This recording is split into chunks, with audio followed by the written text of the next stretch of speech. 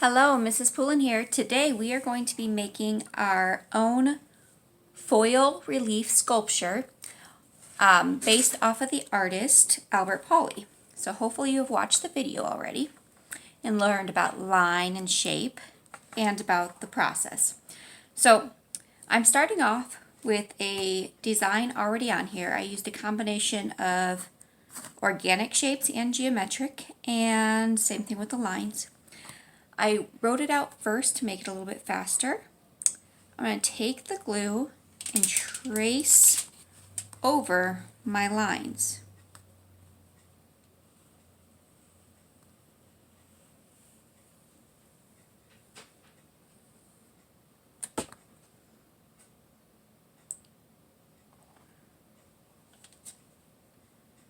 If it's not exactly on the line, it won't matter because nobody else will see that part.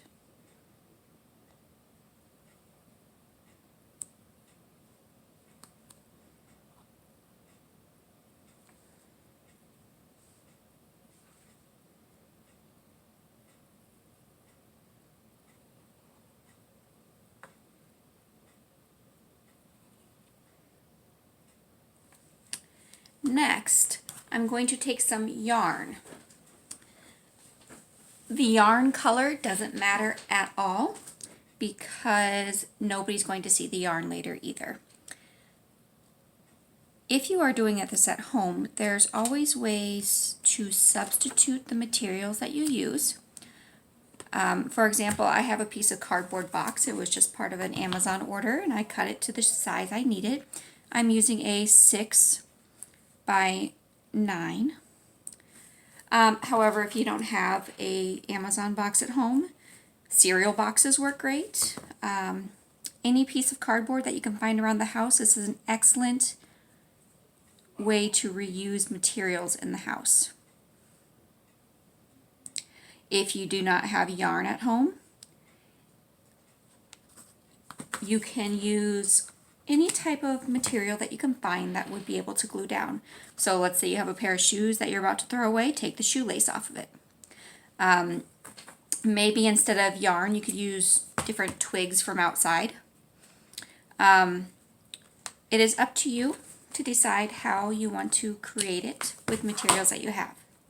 Whoops, still good. It's important not to get your hands sticky while putting all of these yarn pieces down, because when your hand gets too sticky, then all of a sudden you won't be able to control the yarn. That seems to be the hardest part for certain students, is laying the yarn where they want it to be laid. If it helps, you can use like a pencil of some kind to get it back to where you need it to go.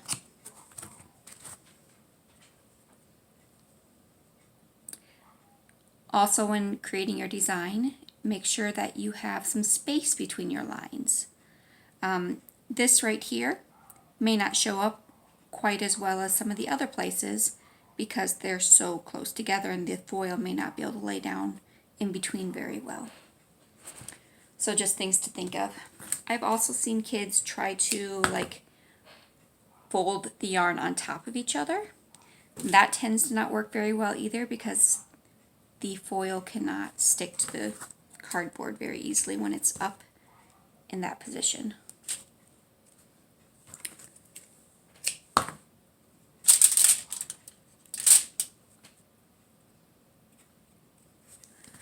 Okay. Anything that's hanging off, just take your scissors and cut off the edges.